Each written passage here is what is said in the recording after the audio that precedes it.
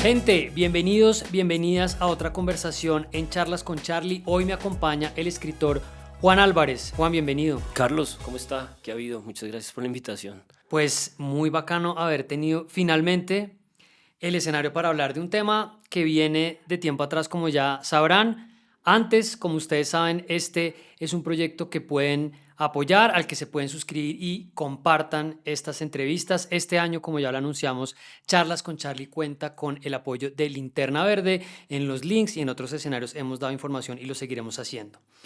Bueno, invité a que habláramos con Juan. Primero, un contexto corto sobre él. Es un escritor que ha, entre otras cosas, publicado un libro de cuentos, Nunca te quise dar en la jeta, Javier, en 2005, novelas como Candidatos muertos de Alfaguara en 2011, La ruidosa marcha de los mudos en 2015, Aún el agua en 2019 y Dónde viven las preguntas que seguimos sin hacernos en 2022 de Alfaguara. También un libro de ensayos, Insulto, breve historia de la ofensa en Colombia, de 2018, y una adaptación del clásico de terror de Wells, La isla del doctor Moreau. Y está desde hace un par de años ya en el panel de Presunto Podcast, un proyecto cercano en el que también estuve yo y que le abrió el camino para meterse en temas de medios. Sí, no, la verdad es que yo infiltré Presunto para poder consumir prensa permanentemente y no enloquecerme, porque yo creo que eso es dañino. Sí. Estar consumiendo prensa es como una enfermedad. Y Presunto me dio un espacio, lo digo en el libro, para tratar de pensar y digerir todo lo que los medios de comunicación hacen como nuestra construcción de realidad.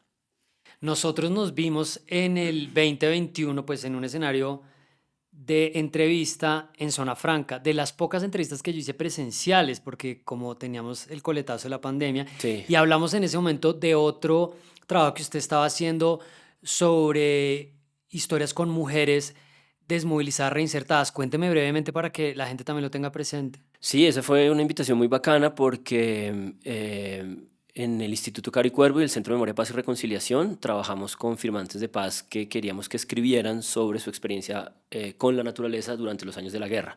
Hay una imagen que a mí me golpeó mucho como oyéndolos hablar y conversando con ellos en años anteriores, y era esta idea de que, bueno, sí, es verdad, estuvimos en la guerra, fuimos combatientes, pero nosotros pasábamos el 2% del tiempo en el combate y el 98% del tiempo escondiéndonos en la selva. Y esa idea, como esa imagen de estar en la selva escondidos. Luego aparecieron un montón de investigaciones que decían que ellos se convirtieron en guardianes de bosque de facto, y a mí me interesaba mucho esa historia. La trabajamos como durante 3 años, hicimos 2 publicaciones y usted fue uno de los pocos periodistas que nos invitó a hablar de esa publicación, porque yo creo que a los medios de comunicación igual les fastidia un poco la idea de humanizar a los firmantes de Sí, paz. No lo dicen explícitamente, están de acuerdo con el acuerdo de paz, tal, pero no me los vuelvan sujetos como sí. normales. Claro, y la relación de ellos con los pájaros, con los árboles que Sí. estaban ahí, con los animales, Con los con el agua. ecosistemas, con el Sí, territorio. Era un poco como un sí. escenario para construir su discurso y su agenda de medio ambiente, que yo creo que no era una agenda virtuosa en el sentido como de que eran muy conscientes, sino que la fueron construyendo ahí un poco como en el estar campesino.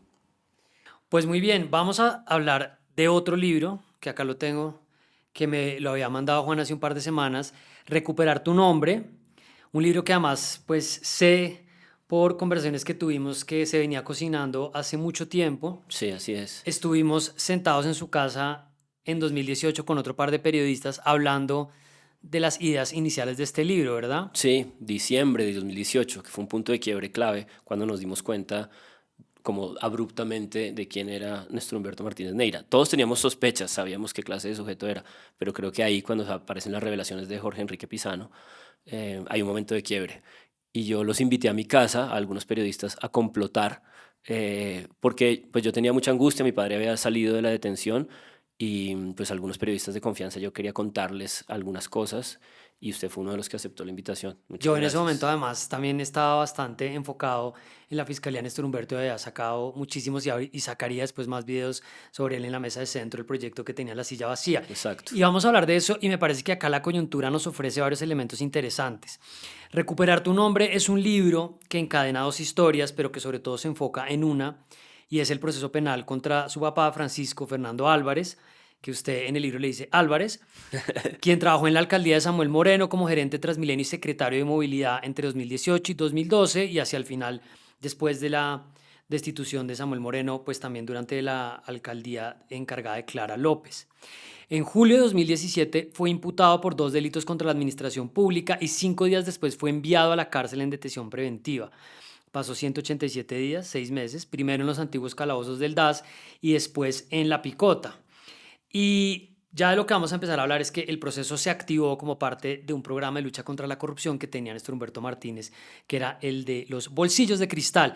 Y acá hay varios elementos solo para abrir la conversación para la gente, y es: acabamos de pasar por todo este episodio frente al Palacio de Justicia, donde los seguidores del presidente, unos espontáneos, otros menos, protestaron por la falta de elección de la sucesora de Francisco Barbosa, que sería además una fiscal general mujer. Quedó encargada otra mujer, Marta Mancera, que era una apuesta que tenía el fiscal Barbosa, con unos balances muy negativos a su gestión, pero también con preguntas que siempre ha habido sobre la Fiscalía General de la Nación, sobre los fiscales que hemos tenido y pues sobre este sistema, este lugar en el que cae una persona cuando hace parte de un proceso que es el pantano, en las palabras de su libro. Sí. Entonces, no es una mirada de un abogado ni la mía como abogado lejano de los temas penales, sino la de un testigo y la de un escritor y pues de una víctima finalmente, porque su papá fue el que pasó por ahí, y de un ejercicio que usted hizo durante 5 años. Y ahí voy a parar simplemente para ponerle una primera pregunta sobre la mesa, y es: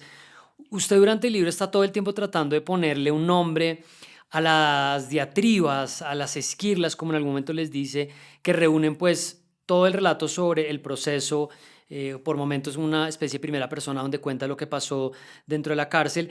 Y aunque usted renuncia a ponerle un nombre, en un momento le dice una impugnación narrativa. Sí. Entonces quiero empezar por ahí, como finalmente, ¿dónde cree usted que logró ubicarse como el sentido de esta diatriba? Quería hablar de esto en estos términos, y lo de impugnación narrativa en particular que me llamó la atención. Sí. Wow, pues fue un libro muy largo y muy difícil de hacer, en el que ocurrió una cosa definitiva, y era como un esfuerzo de entender el universo jurídico, el universo legal, el sistema en el que operamos nuestra justicia. Y eso me costó muchísimo trabajo, pero a pesar como de lo denso y lo difícil como de entender todo ese universo, em, una parte concreta de ese espacio pues es la detención preventiva. Y esa detención preventiva, en la misma apelación nuestra, en la misma manera como se desenvolvió, como yo la viví, porque yo estuve sentado ahí, me tuve que salir, entrar cuando nos pedían salir y entrar dependiendo de lo que la fiscalía fuera a hacer. Esa detención preventiva, que es como el núcleo, esa audiencia de imputación y solicitud de medida de aseguramiento que conduce a una detención preventiva intramural, esa especie como de punto específico de ese universo es desde donde pues todo el libro irradia, digamos, intentos de comprensión. Y en esa detención en particular, yo creo que el libro sí lo demuestra, y son muchísimos los detalles para probarlo, pues que fue arbitraria y que rompió como todos los principios de razonabilidad. Y que los fiscales que se hicieron cargo de esa imputación y de esa medida de aseguramiento sabían que estaban siendo arbitrarios, sabían que estaban exagerándolo todo, sabían que estaban llenando de contexto las cosas, estaban haciendo una operación retórica para confundir al juez de control de garantías, para conducirlo a un error. Y eso es gravísimo. En esa audiencia, en ese escenario concreto, a mi padre le presentan informes de policía judicial que yo los llamo conducentes a hacer creer ciertos hechos como falsos, aunque podrían decirse como informes de policía judicial errados. Y yo pensaba, pues si a una persona que tiene como cierta capacidad para defenderse, para tener un abogado, le presentan informes de policía judicial que dicen que estaban en un lugar en el que no estaban, ¿qué hacen con la gente, no? ¿Qué hacen en esa realidad jurídica y en ese mundo de la ley? Entonces, supongamos que el libro juega, o yo mismo viví como entre esos dos grandes dilemas, como esta cosa gigante que no podía entender, que es nuestro sistema judicial, y esta cosa concreta que sí podía entender, que era la audiencia de imputación de cargos y la arbitrariedad que ocurrió ahí. Y yo encontré un poco esa formulación, ¿no? Que es impugnación narrativa, es un poco, yo creo que es como una expresión que está dentro de lo jurídico sin estar en lo jurídico, ¿no? Sí. Porque pues el verbo impugnar sí es un verbo que tiene características o pisa el universo judicial, y narrativo pues es como este mundo por fuera en el que estamos nosotros de los juzgados. Entonces yo siento que es como eso, un esfuerzo por estar ahí y no estar, ¿no? Estar en esos dos lugares. y esa experiencia como de estar y de no estar en la comprensión, creo que es como definitiva en todo esto. Entre otras cosas, en términos penales es muy crucial, ¿no? Porque parte de la responsabilidad pasa por los grados de conocimiento que usted tenía de ciertos hechos. Bueno, y además de lo que yo planteé, acotemos como el núcleo del acto de la injusticia para que la gente también pueda entender de qué estamos hablando, pues porque finalmente Álvarez es un personaje secundario dentro de las grandes indignaciones de ese momento. Otra Sí. cosa es que él también termina metido Ujú. ahí.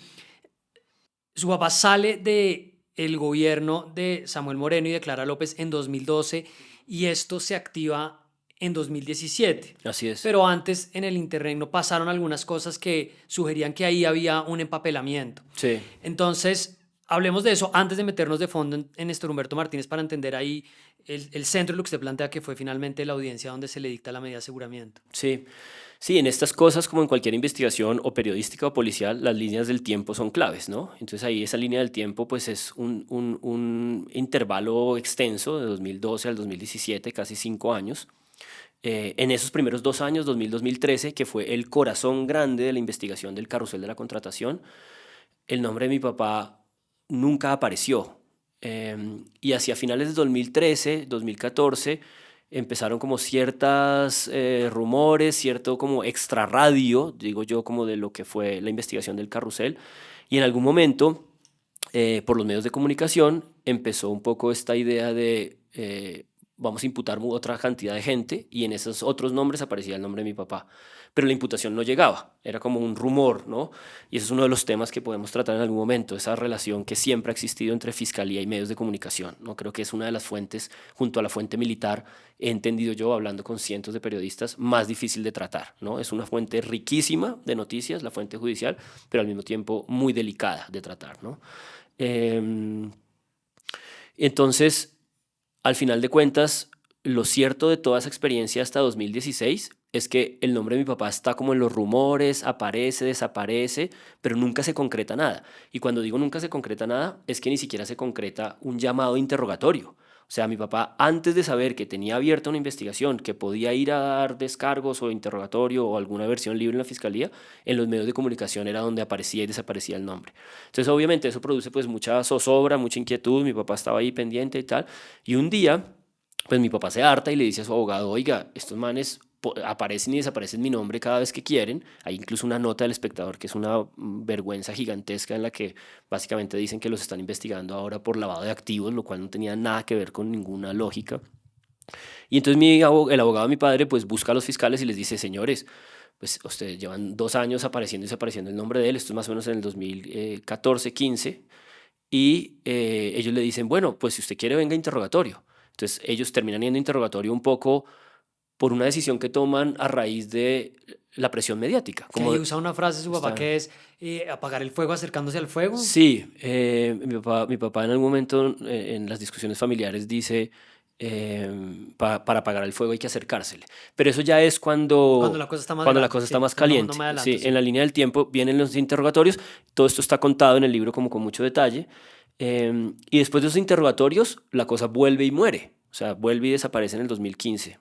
Y a mediados de 2016, cuando Néstor Humberto Martínez llega a la fiscalía en esta cosa de los tiempos claros, inmediatamente, agosto del 2016, empieza esta idea como de hay que hacer un programa anticorrupción muy grande. Eso a él le va a poner un nombre más adelante, que será Bolsillos de Cristal, no inmediatamente. La resolución, de hecho, que lo formaliza es hasta el 2017, de febrero, pero la operación de Bolsillos de Cristal empieza más o menos entre septiembre y octubre del 2016.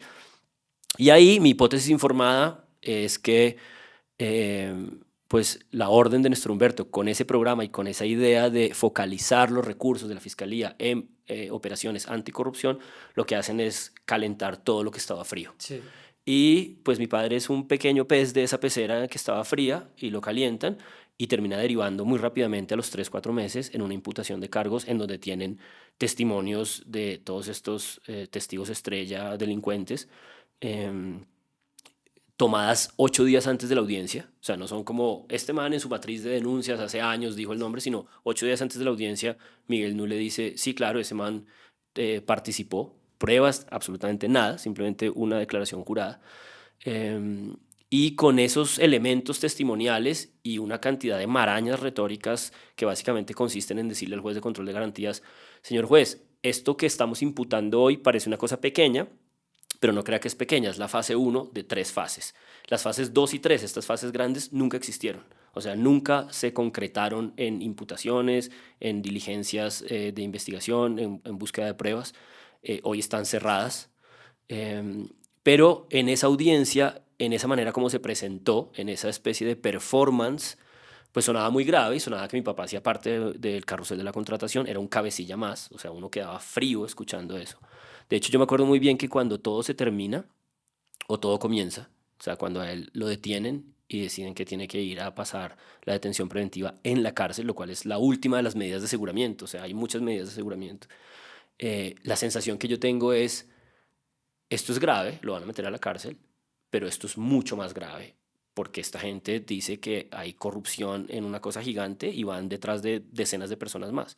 Eso nunca ocurrió. Sí, quiero meterme aparte en lo de la audiencia porque ahí usted hace un análisis finalmente de esa puesta en escena, como le dice, y de esos argumentos y esa suerte como estrategia retórica para Sí, herirle la pupila al juez, sí, y cuando se dice que se le está comunicando la imputación, que me parece interesante también. Pero sí. antes hay dos puntos que quiero plantear sobre también, ver si usted quiere añadir algo. Cuando yo leía el libro de cómo se activa esa indagación, me resonó una columna reciente de Ramiro Bejarano donde él decía, pues me abrieron una carpeta durante toda la fiscalía de Barbosa para ver si eventualmente les parecía que es que yo tenía algo que ver con el Ujú. magnicidio Álvaro Gómez. Y entonces el nivel de arbitrariedad de decir, es que tenemos una carpeta y estamos mirando. Sí. ¿Y qué es lo que están mirando? Wow, sí. Yo a eso yo lo llamo acervo de amenaza, porque la fiscalía pues es esta cosa gigante que tiene el derecho, la potestad, la Sí. facultad pedida por nosotros de investigar a cualquiera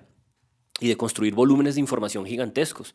Y ellos van construyendo volúmenes de información y esa información está fría, la calientan, tal. Entonces yo a eso lo llamo, pues además de lo acervo operativo que tienen, porque pues es gente que puede eso, tratar de buscar pruebas en cualquier lugar, y a veces las pruebas se construyen, no en un mal sentido, sino como se constituyen pruebas, como buscando cosas en distintos lugares.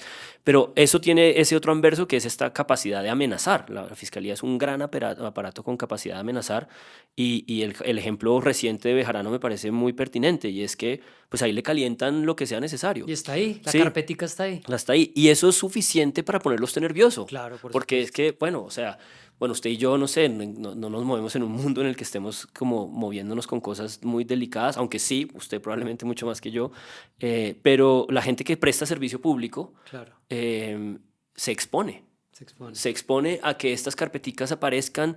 O sea, Ramiro Bejarano prestó ese servicio público hace décadas, él está dedicado a la práctica privada hace mucho tiempo, pues es una persona que obviamente hace parte de la conversación pública en la medida en que tiene una columna desde hace mucho tiempo en un medio relevante, pero es increíble que como opositor de la discusión sobre la fiscalía en los últimos años, pues tengan la capacidad de armarle un ruido mental y un ruido emocional poniéndole una Sí. carpetica.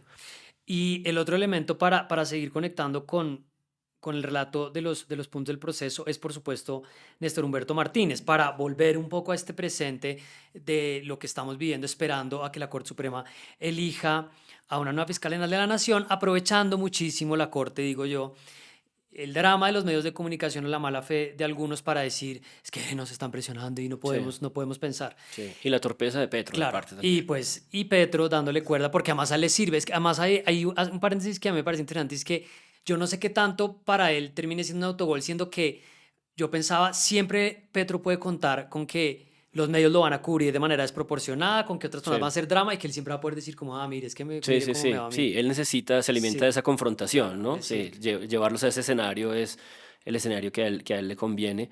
Yo creo que hasta este punto, porque en este punto pues hay un aparato gigante que se llama el gobierno nacional en el que hay que ejecutar y Claro, concentrarse en hacer realidad. Y cuando te distraes en eso, creo que es distinto a la alcaldía, pero bueno, ya un poquito, veremos. los stakes son un poco más altos, Sí, pero exacto.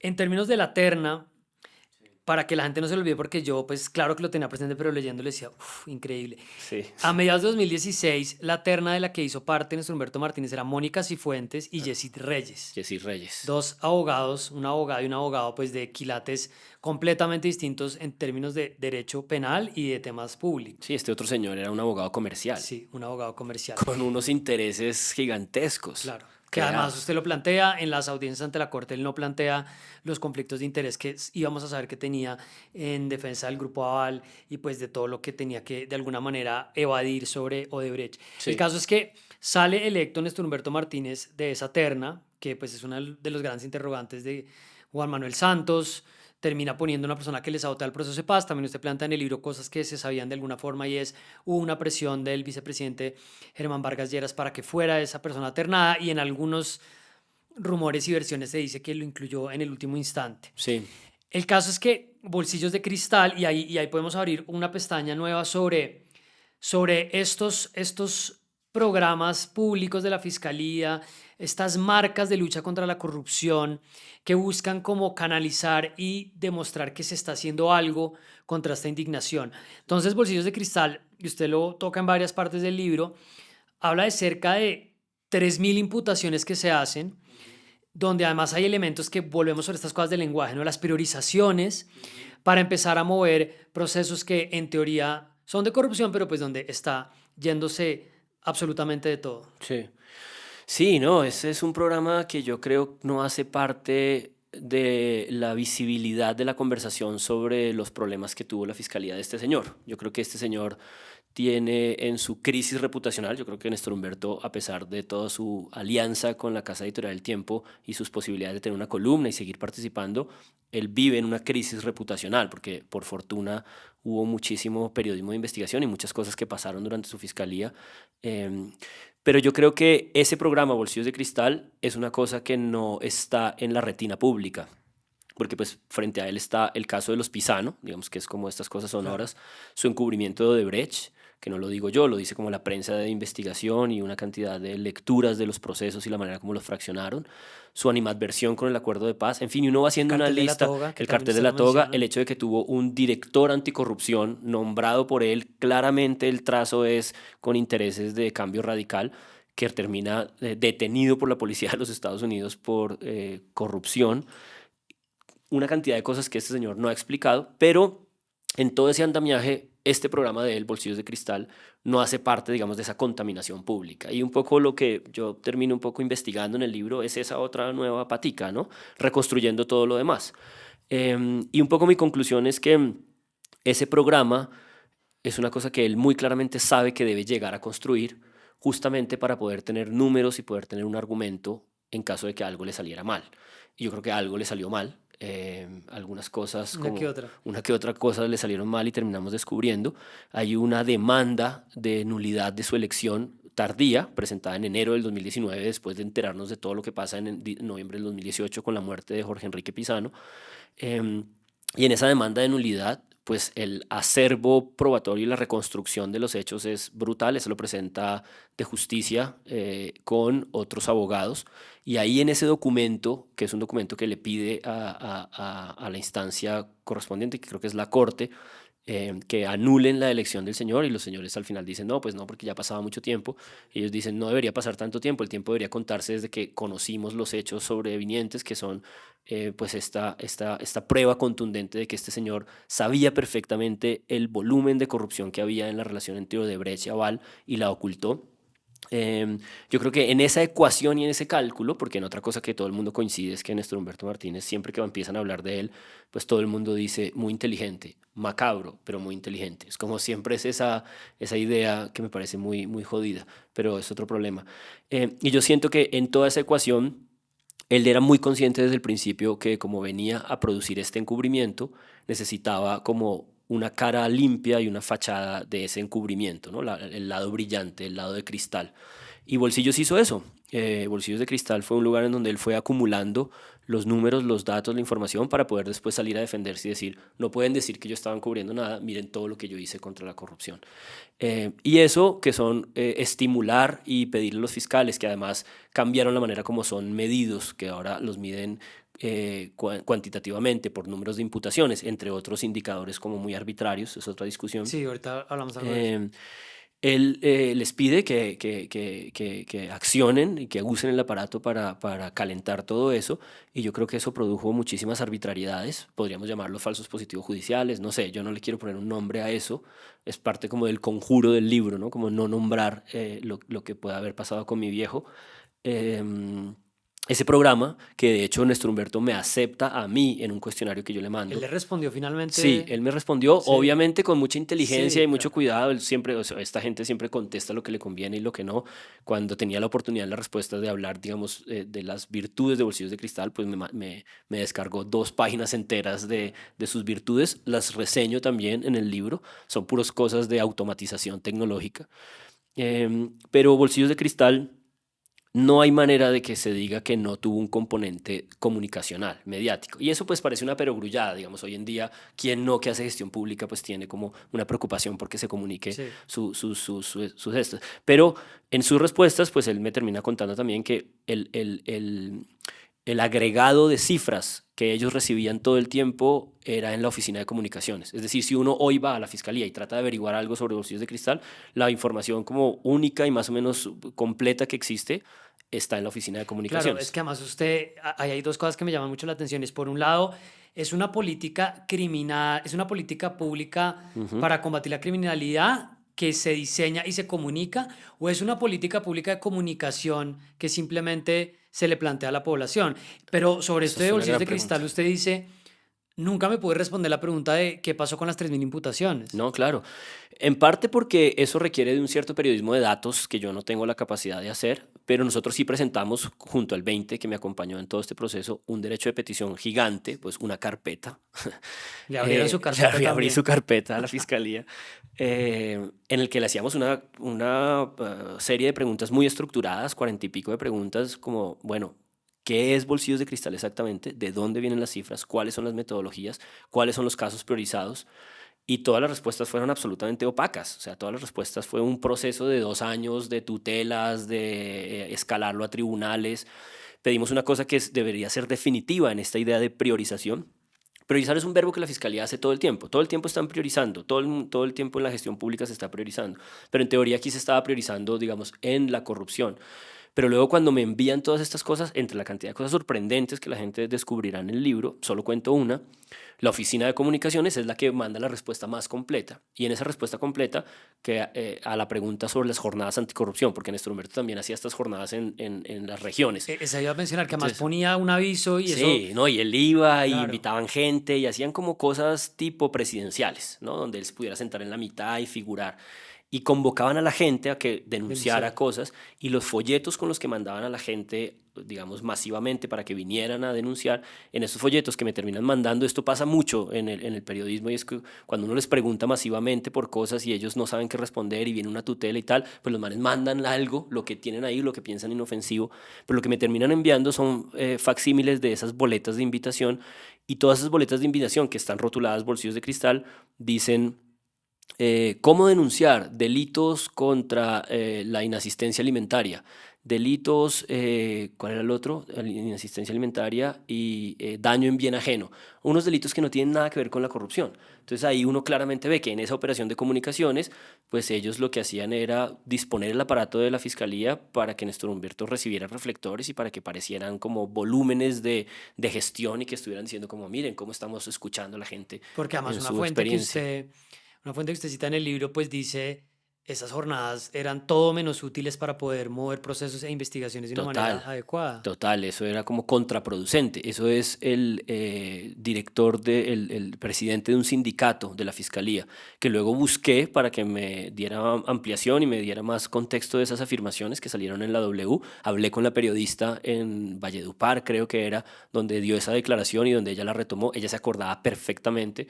Y yo le conté que el man no me contestaba y me dijo, tú lo encuentras tal día en tal lugar siempre en Valledupar, pero no, mis fuerzas no alcanzaron como para viajar hasta Valledupar a ver Claro. este man que me decía. Pero bueno, todo eso va como alimentando esta idea de que Bolsillos de Cristal, como tú lo denunciaste ahorita muy bien, parece un programa anticorrupción, pero es una cosa ambigua entre un programa más de comunicaciones que de la tarea propia de la fiscalía.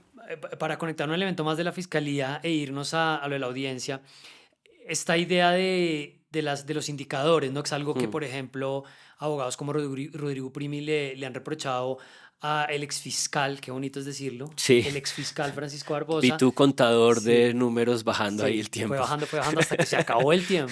Ahora nos toca hacerles un cronómetro a ver cuánto van a dejar a Marta Mancera. Sí, así es. Una crítica que le hacían a Barbosa desde que era alto consejero del entonces presidente Iván Duque sobre las cifras, pero pues de nuevo acá es donde el libro también me abre el mensaje que me parece importante como compartir a la gente, y es que no es que estemos hablando de la fiscalía de Barbosa, no es que estemos hablando de la fiscalía de Ujú. Néstor Humberto, sino de cómo esta institución empieza a caminar y a rendir cuentas sobre unas cifras y unos indicadores que nunca se entienden, y en particular pues donde se le puso mucho el foco a Barbosa, pero que de nuevo venía desde antes, es el de las tasas de esclarecimiento. Yo veía en un documento que la Cancillería le pasó a uno de los organismos internacionales que se entiende que un hecho delictivo ha sido esclarecido cuando existen indicios o prueba mínima sobre la existencia de una conducta punible y el presunto responsable de la comisión de esta. O sea, En una como que etapa saben, media. sí, saben Sí. quién es o no saben quién fue. Ujú, Y Valentina del equipo del canal estuvo mirando este tema, ujú. y Barbosa entonces dijo en sus tasas de esclarecimiento, esto es como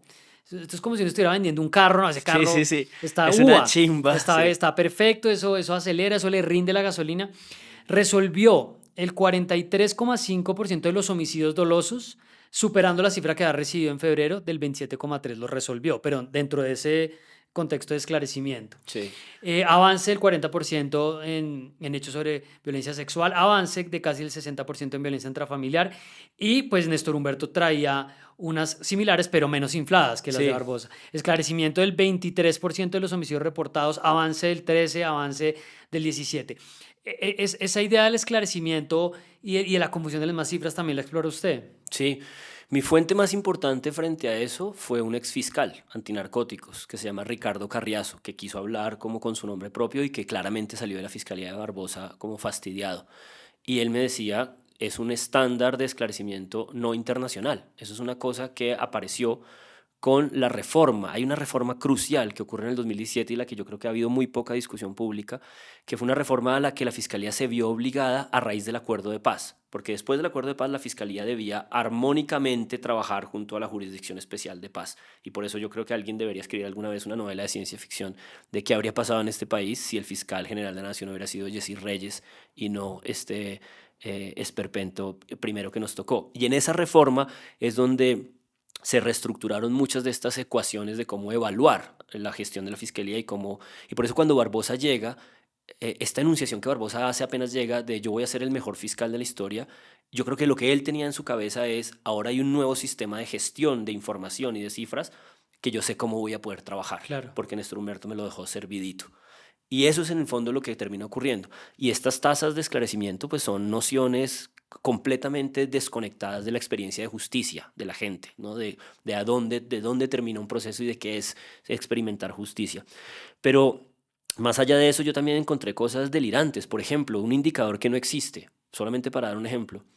Cuando la fiscalía imputa a una persona y tiene la capacidad de, junto a eso, que es un acto de comunicación, pedir una medida de aseguramiento que son de distinto tipo, quitar el pasaporte, que se quede en la casa, que no pueda salir de tal lugar, o la más drástica de todas, meterlo en la cárcel. La fiscalía no lleva un indicador de cuántas de las veces que pide medidas de aseguramiento son de detención preventiva intramural. O sea, la fiscalía no te lleva ese número. Y no te lleva tampoco el número, por supuesto, de cuántas de esas veces los jueces la aceptan. Y de cuántas de las veces que los jueces la aceptan o no la aceptan, los jueces terminan investigados. Entonces, realmente no hay indicadores para poder saber cuándo la fiscalía abusa de la medida de aseguramiento de detención preventiva. Entonces, con ellos juegan con eso muy fácilmente y muy impunemente porque nadie está llevando ese conteo. Sí. Y además, como la fiscalía es la que investiga a los jueces también, pues la fiscalía llega a la audiencia de imputación de cargos, digamos, con una presión sobre el sujeto al que va a acusar y sobre el juez de control de garantías.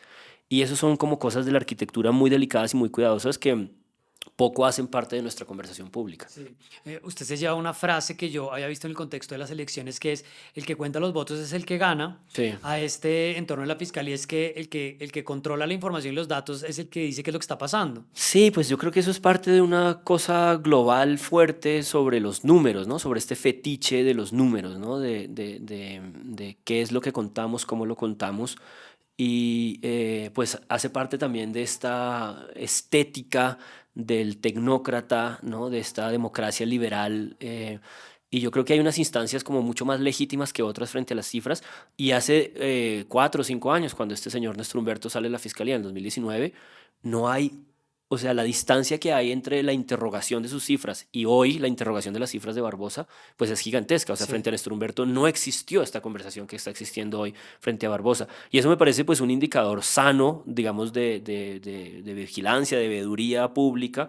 em, y Es que yo diría, solo por una sí, interpelación ahí, que incluso en el caso de Martínez fue al revés, ¿no? Como, claro. no, él saboteó el proceso, él parece que lo dio derecho, pero las cifras son muy buenas. Total. Todas las notas de prensa que existen de ese momento, 19 de mayo del 2019, cuando él renuncia en este gesto Show. performático de absolutamente show, que entre otras cosas, hago una acotación, casi todo el mundo con el que hablé, que prestó servicio público con él en los mismos gobiernos, decían, es un patrón, él siempre hace una tormenta y desaparece. Es un escapista, Un dice escapista, Jesse Reyes en perfecto. su columna, en una columna pública. Em, pero lo que estaba diciendo es que... Sobre las cifras que le celebraron, se las criticaron a Barbosa. sí, exacto. No hay una sola nota en el 2019, cuando nuestro Humberto salga, que no sea una reproducción del boletín oficial. Son reproducciones del boletín. 3.000 personas imputadas, 4 billones de pesos incautados a la mafia, sin ninguna interrogación de método, de qué significan esas cifras. Y yo creo que hoy lo que está pasando parece muy crítico, en el sentido que la fiscalía parece como en crisis, pero al mismo tiempo me parece muy democráticamente virtuoso, porque estamos como deteniéndonos a pensar, bueno, esas cifras, ¿qué significan? Claro, y además me resuena mucho lo que usted dice de que tanto se relaciona, se conecta con la sensación de justicia que tiene la gente, Claro, porque pues el fiscal no es responsable de llevar un proceso a una sentencia condenatoria, pero total. hace parte de ese entorno, que es otra pregunta también sobre las cifras de la rama judicial, con la que me siento particularmente indignado en estos días, pero lo Sí, vamos a dejar ahí por sí, un sí. segundo más bien, porque conecta de todas maneras con lo que... Solo una Sí, cosita ahí sí, frente a adelante. eso, y es que justamente hay como dos grandes caminos para pensar lo que ahora se supone que estamos pensando, que es una reforma a la justicia. Sí, Y esto me lo explicaba Jesse Reyes y me decía, Mucha gente piensa que el orden de repensar nuestro aparato judicial es los grandes nombramientos, porque es como lo más virtuoso, más grande, lo más como cómo elegimos al fiscal, cuáles son las pensiones de los magistrados. Pero Jessy me decía, realmente la reforma que este país necesita es una reforma capilar por debajo, porque es un problema de la experiencia de acceso a la justicia de la gente. Eso es lo que más debería importar. Pero reconciliar esas dos cosas, si no hemos podido hacer en una sola reforma, pues va a ser imposible. no, y Como, sobre todo ¿cuál camino coger?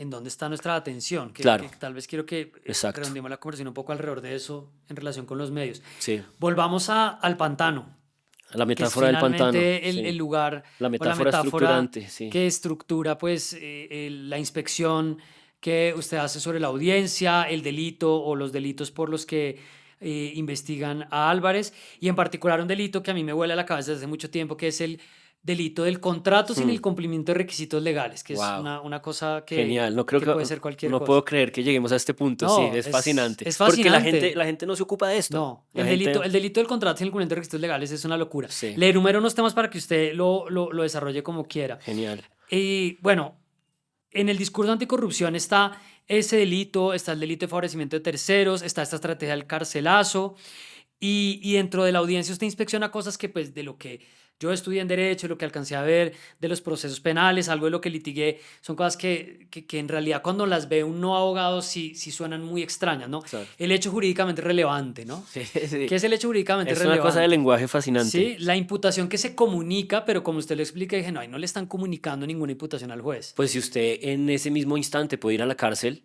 pues qué comunicación es Sí. solamente, o sea, no es solamente una Sí, comunicación. y el rol tan pasivo que pues se ha hablado muchísimo sobre el sistema penal acusatorio, que fue fruto de una reforma de nuestro sistema ya hace varios años, Ujú. sobre lo que en últimas hace el juez que está recibiendo la acusación o la imputación de cargos para además decidir medida como puede ser la detención. Y el último elemento que quiero también dejarle para que usted por ahí desarrollemos algunas cosas están los delitos por los que lo estaban investigando, pero está también paralelamente una acción de extinción de dominio que Wow. puede perfectamente avanzar sin que haya algún tipo de condena. Entonces volvamos o metámonos, mejor dicho, al Sí, pantano. metámonos al pantano, es verdad. Esa es la metáfora que yo uso. Hay un punto en el que yo le digo a la gente, papi, o sea, qué pena, pero esta es la realidad de lo que yo estoy contando. O sea, son 2 delitos contra la administración pública y yo sé que la gente apenas empieza a leer adiciones 2, 4 y 5 al contrato 209 del 2000. O sea, es una cosa como Ya, no. delirante Sí, sí, sí. que era un reto narrativo, porque es como mierda, ¿yo cómo voy a hacer para que la gente se enganche con una historia tan aburrida de derecho administrativo? Pero lo cierto es que no es tan aburrida porque yo creo que en el fondo, pues lo que está en juego aquí es el servicio público y los riesgos del servicio público. Y efectivamente, esta idea del contrato sin lleno de requisitos legales es una mierda muy loca, porque es cualquier cosa y ninguna.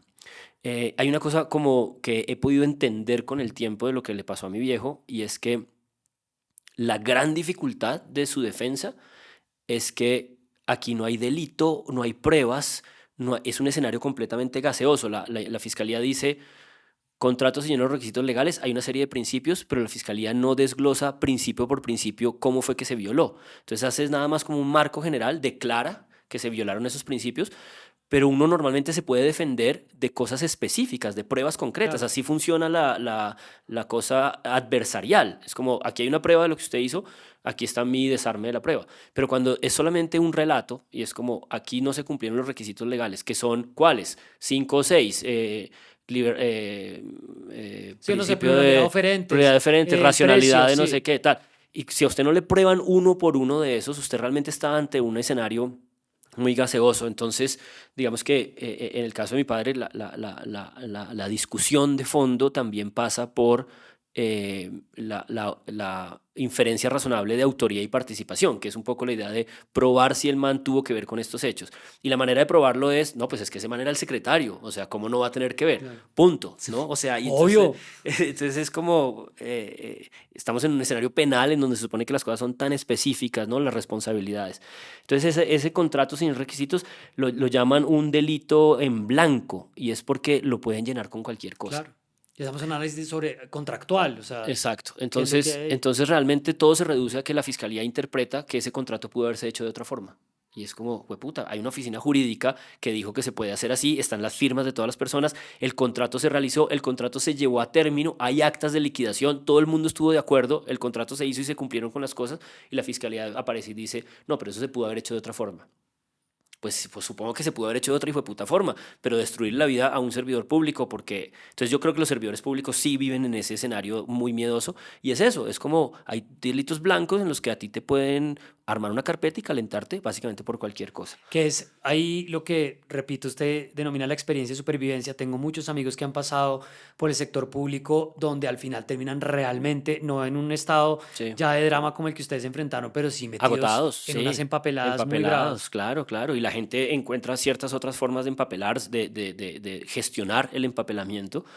Creo que los poderes fácticos de este país grandes siempre han convertido ese empapelamiento, que puede ser razonable o no, eso es una cosa específica que hay que mirar en cada caso, acudiendo a los medios. O sea, Armando Benedetti, siempre que le arman, o sea, que se entera que medio hay una investigación, sale y arma una cosa. Últimamente no, porque le ha tocado guardar más silencio después de los audios bochornosos que descubrimos, pero en general es como que cada quien tiene unas formas de gestionar eso dependiendo de su capacidad de acceso a los medios de comunicación, que hacen parte muy delirante también de toda esta ecuación. Entonces sí, no, esta minucia, ¿no? Esta comprensión minuciosa, pues a mí me costó mucho trabajo, pero creo que en el libro hay como una buena digestión para tratar de entender lo ingrato y lo difícil que es participar del servicio público y luego quedar empapelado, ¿no?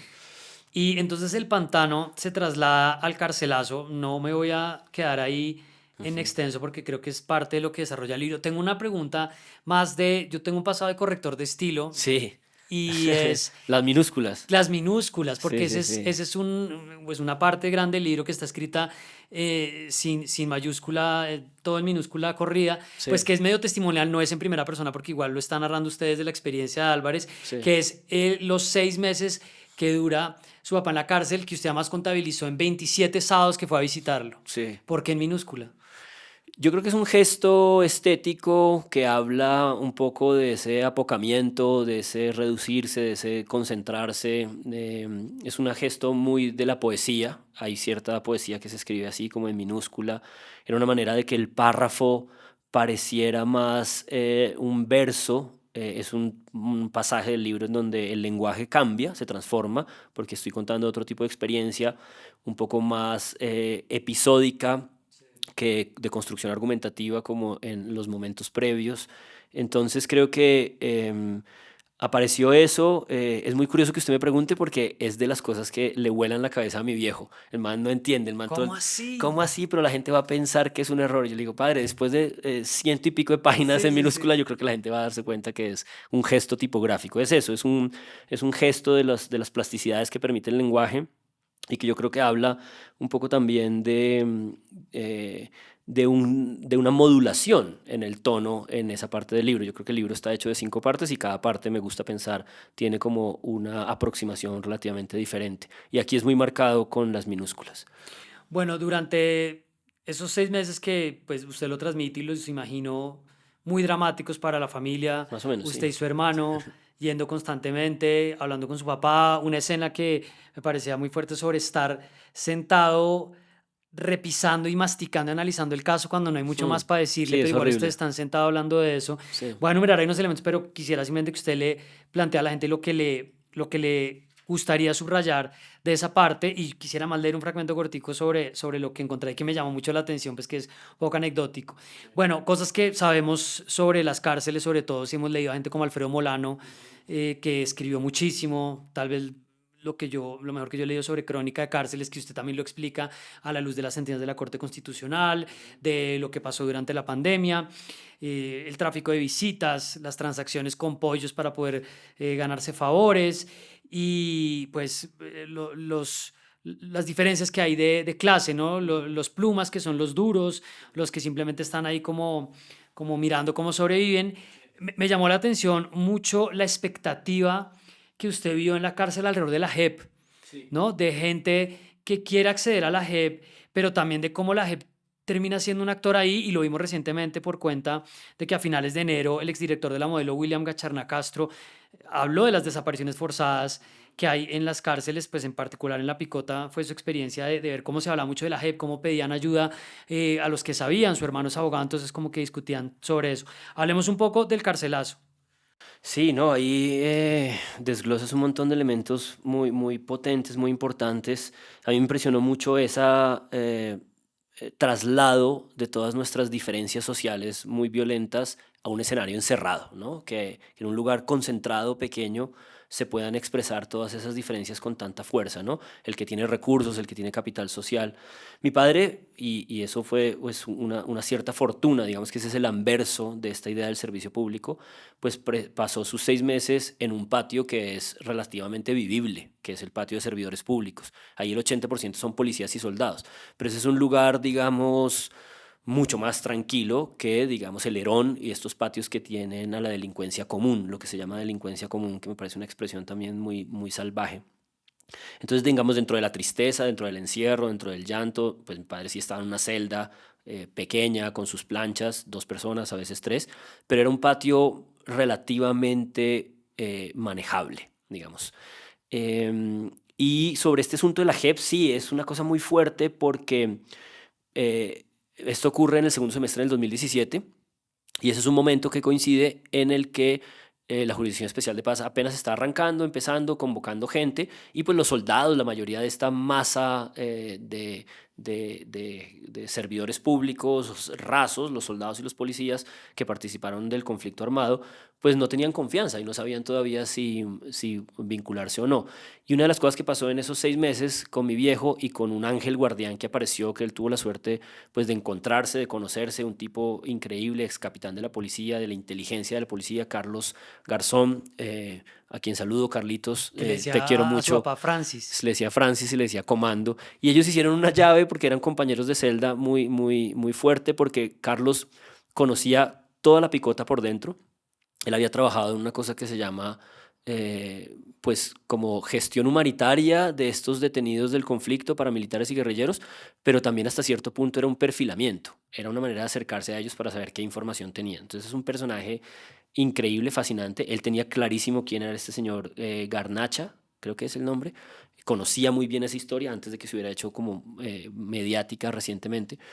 Y ellos dos, en lo que es como una especie de giro humano y casi cómico, pues un poco en esa ecuación de dónde se ubica uno en la cárcel, en el patio, ellos deciden alimentar su capital relacional y montan una especie de oficina informal paralela a la sombra. Se toman la biblioteca y lo que hacen es empezar a ayudar a los soldados a persuadirlos de que la JEP es una chimba y de que ahí hay un espacio de verdad. A los soldados de condenas de 20, 30 años les decían, ustedes cuentan la verdad y pueden salir, pues no lo creían, o sea, no les parecía como Claro, concebible. increíble, ¿no? Ellos estaban en un patio de sindicados, no en el patio de condenados, pero la relación y la comunicación entre los dos patios era permanente y amplia y mucha gente condenada terminaba estando ahí. Entonces ellos dos pues empiezan a encontrarse con un montón de soldados con los que comienzan a conversar y terminan haciendo ciertas gestiones. No voy a hablar detalladamente con nombres porque pues eso también es delicado, pero sobre todo Carlos, que era abogado, ex capitán de la policía, pero también abogado, y un poco con la gestión de mi padre terminan armando eso, una pequeña oficina en donde conversan con decenas de soldados para persuadirlos de que se acerquen a la JEP. Bueno, hay una anécdota entre varias que tiene el libro que me pareció muy interesante. Voy a leer una parte cortica Por sobre favor. cómo usted se preparaba para entrar las cosas a la cárcel, Sí, la ¿no? de la ensalada. Sí, que además no, yo decía, pero ¿cómo es posible que exista esta restricción? No entiendo. Y lo Sí, volví, lo leí, si estoy entendiendo bien. El operativo minúsculo, dado que los sábados la visita masculina solo puede entrar lechona o pollo asado, y dado que Álvarez para su salud digestiva necesita comer ensaladas, y ensaladas es lo más difícil de conseguir, porque ni el caspete ni el rancho cargan con ellas, cada viernes en la noche yo le preparo una sabrosa o la pido a domicilio y se la empaco tacada en una caja de copor convencional igualita a las cajas de icopor de las panaderías. Es allí, en ese tipo de cajas cuadradas, donde nos sirven la porción de lechona. Compramos entonces dos o tres o cuatro lechonas, sumamos la caja tacada con ensalada a la bolsa donde estaban las otras dos o cuatro, cajas de icopor con lechona y así nos presentamos a los distintos controles, dos de ellos de requisa. O sea, usted tenía que meter la ensalada encaletada porque no la para que pareciera permitían. una lechona. ¿Y Sí. porque sí dejan entrar lechona? Porque lo que ocurre es que los domingos las mujeres pueden entrar cualquier tipo de comida, que es como la gran festividad del domingo, es como te traen comida de casa. Pero las visitas de los sábados, que son de los hombres, solamente pueden entrar la comida que venden ahí en la cárcel para visitas y para gente que se acerca a los presos, que es lechona o pollo. Entonces uno solo podía comprar lechona o Si uno pollo. llevaba una lechona fuera pasada por la lechona que vendían Sí, ahí. entonces lo que yo hacía era traerle una ensalada y la encaletaba como lechona y pues Y se la cogieron una vez, creo, alguna vez la alguna vez detectaron. la vieron, la Y abrieron y dijeron, la ah, vieron como muy inofensiva y la volvieron a cerrar. Sí, es una especie de momento burgués, digamos, de mi padre, que obviamente es un burgués, em, pero pues el man sí, le gustaba comerse una ensalada una vez a la semana y no había otra forma de metérsela que encaletándola como lechona. eso me parece increíble. Juan, ¿en qué está el proceso? ¿Hasta cuando termina el libro, el juicio sigue? Ganaron ustedes la apelación a la medida de aseguramiento después de 6 meses, por eso sale su papá de la cárcel, pero ¿en qué está eso hoy en día? Pues nosotros estamos en juicio todavía. Y pues una de las decisiones del libro era si sacarlo antes o después del juicio, pero yo al final terminé entendiendo que toda la experiencia de lo que realmente nos había pasado era una cosa que tenía que tener su espacio como verdad íntima, como verdad mediática, independiente de la verdad judicial. Yo entendí con esta historia que convivimos con esas tres verdades y la verdad judicial es como muy rutilante, muy capaz de oscurecer todo lo demás. Esa verdad judicial frente al caso de mi padre no existe todavía, no se ha llegado a un fallo, estamos en juicio, un juicio es completamente dilatado, desinteresado por parte de distintas instancias que están ahí en juego. Y pues es un universo sobre el que me han sugerido los abogados con los que obviamente he tratado para escribir este libro, que no hable mucho, porque pues está un poco este gesto también de respeto a los tribunales, que no es un gesto, es como de verdad, o sea, esa gente tiene en sus manos la vida y el futuro de lo que le queda en vida a mi viejo, entonces pues es una cosa que está en curso, está cerca de llegar a alegatos finales. Nosotros tenemos clara nuestra teoría de lo que ocurrió, en parte en el libro está, eh, pero pues ya llegará y será pues, muy definitivo en la vida de mi familia, si a mi viejo lo declaran inocente o lo declaran culpable, pero al mismo tiempo no, porque yo ya sé lo que pasó y tengo mi verdad íntima y sé cómo se cruza con esta ecuación mediática, y un poco el libro cuenta esa verdad íntima y esa verdad mediática, dejando a un lado muchas de las minucias de la verdad judicial que está en curso. Bueno, pero me parece clave porque iba precisamente a ese punto que es como para ir cerrando, que hablemos de esta idea de la verdad y comentemos algo sobre los medios de comunicación. Usted incluye una cita que me parece muy interesante sobre el concepto de verdad de Rebecca Solnit, una escritora estadounidense, sobre esto en El arte de perderse. Ella dice, la mejor forma de tratar la verdad es no pretender que una tiene una relación incontestable e imparcial con los hechos, sino revelar los propios deseos e intereses, porque la verdad no reside exclusivamente en los acontecimientos, sino también en las esperanzas y las necesidades. Está en el epígrafe del libro. A mí me resonó mucho a propósito de lo que pasó con los medios la semana pasada, de la idea de la verdad o de la certeza que quieren transmitir cuando en realidad no la tienen. Pero en este caso en particular, de esa verdad que usted finalmente, como acaba de decir, encuentra más allá de la verdad procesal que le van a entregar, un proceso que además, digamos, tortura la verdad Sí, en el mismo paso del tiempo, sí, pero la relación que es algo pues que venimos hablando, pero que usted también lo toca con el lenguaje jurídico, que es algo que a mí también me molesta mucho como abogado, que ha entrado en el periodismo y la comunicación, pues por el abuso. Y usted plantea una distinción que me parece bien interesante, que es el lenguaje jurídico versus el uso jurídico del lenguaje. sí, Entonces, total. el lenguaje como obstrucción y el lenguaje jurídico como obstrucción y el lenguaje Ujú, jurídico como un acceso para la gente. Y sí. si está o no está al servicio del ciudadano. Total. No, eso es como esas grandes discusiones teóricas, ¿no? Que existen y que me pareció como muy capaz de dilucidar estas experiencias, ¿no? Yo creo que todo el mundo parte de ese lugar común que existe afuera, como de odiamos a los abogados o los abogados que paila o yo no quiero estar cerca de abogados o todo esto. Yo creo que es un problema eso, de cómo opera y cómo entendemos el lenguaje. Y yo sí veo muy evidente como en esas escuelas unas voluntades de usar el lenguaje jurídico o ese universo jurídico que se expresa de alguna forma para enredar. O sea, es muy claro que en esa minucia judicial, cuando se piensa algo, hay mucha voluntad de aprovechar el código, las leyes, los matices, las cosas, para enredar cosas.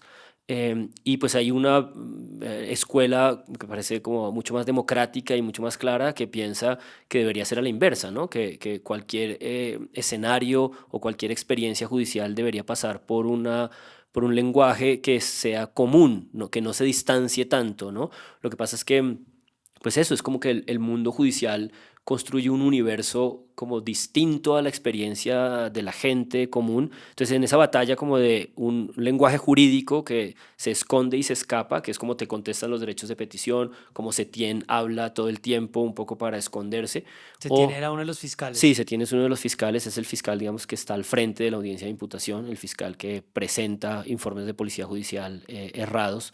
Em, o esta otra concepción, ¿no? En la que te dice cualquier experiencia con la ley debería pasar por un lenguaje transparente en el que el ciudadano no se sienta tan distanciado, ¿no? Yo creo que eso además legitima las decisiones. En fin, es una discusión casi filosófica, ¿no? De Claro. filosofía jurídica muy gorda, muy bella, y que en el libro va y viene, porque claro, pues yo a la gente le estoy contando un mierdero de derecho administrativo, y la verdad es que narrativamente hacer de eso algo atractivo, pues pasaba por entender muchas de estas conversaciones de filosofía jurídica. Hay un par de sentencias bonitas de la Corte Constitucional donde llama la atención sobre la veracidad a propósito de la manera como los medios de comunicación comunican Ujú, procesos judiciales en términos de se puede perfectamente errar en el concepto, se puede errar en el término si la audiencia entiende lo que se le está diciendo, porque los claro, abogados inmediatamente dicen, qué pena, señora periodista, pero ese no es el término que se claro, utiliza, claro, esto no es una prescripción, sino una claro. extinción de la acción, es como ¿Cuál es el espíritu de cuál los es el hechos? espíritu de lo que se Sí, quiere transmitir. Y sí, hablando del espíritu de los hechos, para redondear la idea de la verdad, sobre los medios de comunicación, que hemos sí. estado dando vueltas alrededor de Y eso los hemos evadido. y los hemos evadido, pero pues sobre todo este ejercicio que ustedes hacen ahora con más frecuencia en Presunto Podcast, que pues si no lo han oído definitivamente les recomiendo que lo hagan, y es como varios elementos que surgen, algunos de los cuales hemos comentado, pues sobre las fuentes, Ujú, sobre el uso de los nombres, ujú, sobre las filtraciones y la manera como en últimas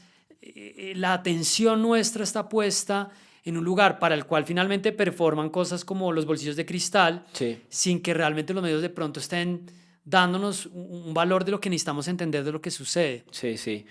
Sí, yo creo que frente a la fuente judicial, frente a la fiscalía, hay una relación entre medios y ese universo muy delicada, muy, muy complicada, muy cuidadosa, muy peligrosa. Muy interesada, sí. Sí, yo hablando con periodistas, no voy a decir sus nombres, pues para no comprometerlos en esto que voy a intentar decir, pero yo volví sobre muchos de los periodistas que dieron la noticia del carcelazo de mi padre. Y la manera como lo titularon. La titulación es una cosa de la que mi viejo no se recupera hoy.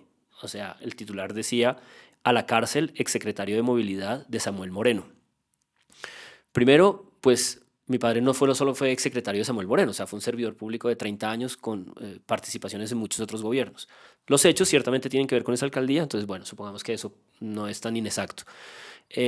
Dicen que va a la cárcel, pero nunca precisan que es una detención preventiva. O sea, ir a la cárcel es simplemente como un juicio, ¿no? Sí. Entonces yo creo que lo que le pasa a mucha gente permanentemente, pero pues es un estigma y un secreto y una cosa de la que la gente no sale a hablar porque la comunicación y los medios te aplastan, es que detrás de muchas de esas enunciaciones y detrás de muchas de esas fuentes y de esas negociaciones de la fiscalía con la prensa, pues lo que hay es eso, como esfuerzos por construir realidades. Y entonces lo que yo siento es que con la capacidad de ese aparato de acusación e investigación del Estado, en combinación con la fuente y los medios y la titulación y tal, lo que le construyen a la gente muchas veces son juicios express. O sea, desde el 2017, cuando mi padre va a la cárcel con ese titular, el man no ha tenido trabajo, no ha conseguido trabajo nunca más. Y él sabe que tiene un estigma encima gigantesco y todas las leyes están a favor de que él no ha sido condenado y su presunción de inocencia sigue en pie y por lo tanto debería poder trabajar. Pero pues nadie le va a dar trabajo porque pues tiene eso, un estigma. Entonces me parece a mí que la fiscalía hoy en día, en esa conjunción con los medios, funciona un poco como la Inquisición. Y es como: alguien dice que tú eres una bruja, te hemos visto preparar brebajes, tal vez tú eres una bruja, vamos a hacerte un proceso por bruja. Y es como una cosa en donde hay debido proceso, pero dentro de los intersticios de ese debido proceso, pues hay un montón de preguntas que yo creo que hacen parte de lo que como ciudadanos deberíamos como formarnos y educarnos y la verdad es que es muy difícil. Entonces sí, yo creo que si hay algo que yo he aprendido, entendido en este libro, que es como mi primer esfuerzo de no ficción, es el poder delirante y gigantesco que tienen los medios de comunicación y muchos periodistas me han aceptado en intimidad, pues que la verdad es que la fuente de la fiscalía es de las más difíciles de manejar porque es muy rica la información que entrega, pero es muy difícil para ellos descifrar cuándo están siendo manipulados por la fiscalía y por la información que la fiscalía entrega. Entonces, pues requiere de periodistas como muy serios, de mucha envergadura y no de gente que simplemente le abre el micrófono a lo que la fiscalía dice pues de manera no interrogada. Y además acabamos de ver una experiencia muy perversa de la relación medio-fiscalía entre semana, como casi una oficina de prensa Acabamos de del pasar por un par fiscal, de años muy violentos. pues recibiendo información filtrada, Sí. sabiendo que los titulares venían de ahí. Sí, ya incluso información que ahora aparece como sin claridad de dónde viene. Este episodio con Ricardo Roa, con los de FECODE, con estas últimas imputaciones, lo trataba de plantear Vanessa de la Torre en la mesa de Caracol de 6 AM y Gustavo Gómez la cortó. Esa es una escena que los invito a que revisen, la analizamos con cuidado en Presunto, aunque cortamos una parte. Y es que ella un poco en un momento se detiene y dice, pero puta, es muy fuerte que la gente se entere de que tiene una investigación y que va a ser imputada por un tuit que ya no se sabe si es de una cuenta cierta o no. Sí. Y es como, esa es la degradación última de una cosa que pasa desde hace mucho tiempo, y es que este privilegio de fuente, ¿no? En el que un medio de comunicación particular se convierte un poco en el amplificador de estas cosas que hace la fiscalía. Y la fiscalía lo que pasa es que muchas veces filtra esa información con propósito de generar una realidad en la que esa persona investigada haga unas acciones que lo conduzcan a terminar pues siendo más investigado, ¿no? O Claro. sea, la fiscalía opera, Sí. filtra cierta información y luego te intercepta para saber cuál es tu reacción a esa construcción. Entonces es una cosa como muy perversa en la que uno no sabe bien cómo manejarse en la realidad. Sí, y la filtración se está utilizando como parte de la estrategia de cómo se empuja la carpeta. Claro. Y eso solo para darle contexto a la gente, pero ahí nos alargaríamos mucho. Yo hablé del caso de los tweets que eran de una cuenta falsa del fiscal Barbosa, pero que en últimas también Reproducían había exactamente. reproducido Vicky Ávila sobre unas posibles imputaciones que al final no llegaron, pero que no se sabe si se estaban cocinando Sí, contra el presidente de Ecopetrol, que estuvo como gerente de la campaña de Petro, exacto. y, Un directivo de y, y FECODE. eso finalmente un director de FECODE, y eso en últimas cómo termina incidiendo en la discusión. Sí, Juan, para... que es un No, poco el adelante. punto en el que Petro dice que siente que le están cocinando algo, ¿no? Que Claro. el man dice como aquí hay un complot y es que él se da cuenta o sea, sí, mi hijo está siendo investigado, sí, Laura Sarabia está siendo investigado, pero esto no se detiene nunca. O sea, una carpetica la van abriendo todo el Y la tiempo. pregunta es si al final el hecho de que Petro haya reaccionado, pues obviamente en todos los idiomas literalmente, frenó o no que saliera la imputación, Claro, o si simplemente fue una provocación para ver qué sucedía. Y esto pues lo dices tú en el libro, pero lo dice Legión ya, esta idea de me enteré por los medios de que sí, teníamos esto. sí, sí, no, la gente se entera de Y sus así es. procesos por los medios y eso no es exactamente razonable. Juan, para cerrar la conversación, Sí. pues no lo metí dentro de toda esta parte que analizamos, pero pues hace parte del libro, que es pues la alusión y una historia que está entrelazada en Recuperar tu nombre sobre el feminicidio, pues de una compañera tuya de colegio, un caso que en su momento fue muy sonoro en la prensa Sí. en 2009. No sé si quieras decirnos algo sobre la inclusión de eso para terminar nuestra conversación. Sí, esa es una especie de historia pivote, de otra historia, de historia esquirla. Yo creo que hay una tercera en el fondo, que es un poco el encierro pandémico. Y yo un poco lo que ocurre es que yo estaba investigando esa historia. Yo estaba tratando de hacer un libro de no ficción sobre eso. Y me encontré con una experiencia que me parece como muy importante en esta pregunta por los medios, el reporte, la fuente, la relación con ese mundo y la verdad. Y es pues gente que quiere vivir su experiencia en intimidad, que es como el radicalismo frente a esta idea de hacerse público, o esto que yo estoy haciendo como de contar nuestra experiencia, nuestro caso. Y yo me encontré con eso previo a que todo esto empezara a pasar del caso de mi padre. Y entonces yo un poco, para mí eso pasó por lo que yo llamo un extravío emocional, como que yo estaba en eso y muchas veces me pregunté, una de esas preguntas íntimas, si acaso por estar escarbando en el dolor de otros me gané yo mi carpetazo, ¿no? Por estar levantando la carpeta de otros. Y ese extravío emocional pues hace parte un poco de la ecuación y de los ejes narrativos del libro. Entonces pues está un poco el preámbulo de esa historia, no es una historia plenamente desarrollada, aunque sí aparece como a lo largo del libro en idas y venidas. Eso fue una experiencia pues brutal para mi comunidad, el colegio en el que yo estudié, el Liceo Juan Ramón Jiménez. Em, y es una historia que tiene un montón de aristas y de silencios y de cosas que, bueno, están ahí tejidas en el libro y que en el fondo hablan también de nuestra relación con la justicia. A mí me interesaba mucho también esa historia en términos, digamos, de estructura narrativa, porque más allá de que fuera lo que yo estaba viviendo y lo que yo estaba investigando antes de caer en este propia experiencia de dolor y de empantanamiento en la ley, pues es una historia relativamente virtuosa porque la justicia operó, digamos, encontró a los responsables materiales e intelectuales y los condenó. Pero la forma en la que eso ocurrió, pues también fue como muy delirante. Hay mucho de eso que yo no cuento porque es parte de lo que a mí la familia me contó, pero me pidió que no contara. Pero era como eso, como una historia que contrastaba también y que alimentaba también la comprensión de lo difícil que es experimentar y hacer parte de un proceso penal. Sí, con varias preguntas que usted se hace permanentemente, que incluso en ciertos momentos tiene como cierto nivel de humor y es yo, ¿por qué sigo Mm. detrás de esta Sí, conversación? ¿Yo por qué quiero hablar con esta persona? ¿Por sí, sí, qué sí, que los periodistas, entre otras, no se hacen tanto, ¿no? Como por qué estoy hurgando acá? ¿Qué es lo que claro. en últimas me satisface a mí Claro, claro. y Sí, no a la porque, historia? porque en el fondo yo creo que toda historia, desde el yo, desde el nombre propio, donde uno un poco se desviste o se muestra, pues tiene que preguntarse un poco por el morbo, ¿no? De cómo lo está uno aprovechando o de cómo lo está uno experimentando. Y yo creo que eso hace parte como del ADN de la reportería, del mundo público, de los medios, de los periodistas. Y bueno, hay ahí como paralela una reflexión sobre eso. Bueno, y un plan para recomendarle a la gente antes de irnos. Un plan, pues ahora creo que acaba el Centro de Memoria, Paz y Reconciliación, con quien yo he trabajado mucho estos años, de abrir una exposición. Yo no la he ido a ver, pero pues creo que hay que ir a verla, que es como una traducción plástica en el espacio museográfico del informe de la Comisión de la Verdad. Creo que es una exposición que acaban de abrir y bueno, yo la voy a querer ir a ver. Sí, la tengo también en la lista. Mm. Pues aquí queda para la gente recuperar tu nombre. Creo que hicimos una buena mirada y pues tremendo trabajo, me No, imagino. El gracias tiempo. Carlos, a mí me hacía mucha ilusión tu lectura, tú fuiste de esos periodistas que yo convoqué. En ese momento Néstor Humberto tenía la idea de que había un complot contra él, ¿te acuerdas que él Sí, también empezó a decir como hay un complot de gente yo supongo que se refería a Luis Fernando Andrade, que es un caso absurdo, sí. al que cada vez que medio habla lo empapelan y le hacen otra carpeta, que esa también es parte de esa gestión de la amenaza. Y en esa reunión delirante, que yo creo que ustedes debieron haber sentido que estaban hablando con un loco delirante, pues hubo mucha generosidad en los oídos de ustedes. Me acuerdo que en esa vez estaba el periodista Sinar Alvarado, estaba Boris, el finado corresponsal de la Oye, sí, BBC, sí. y otra serie de periodistas que tuvieron como la generosidad de escucharme en un momento en el que nadie te iba a escuchar, en el que yo no entendía todavía la Sí. historia, no la podía contar, eso fue hace años, y recuerdo muy bien tu presencia.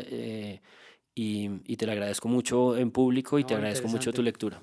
Pero pues me quedo pensando que si nosotros éramos el complot contra el Sí, fiscal, o sea, una manada de gaticos sí, sí, ahí sí, mirando a ver cómo aullaban. sí. Bueno, gente, sigan pendientes de las entrevistas. Gracias, Juan. A ti, Carlos, muchas gracias. Suscríbanse, compartan, comenten. Ya saben que este proyecto ahora cuenta con el apoyo de Linterna Verde. Nos vemos pronto. Chao.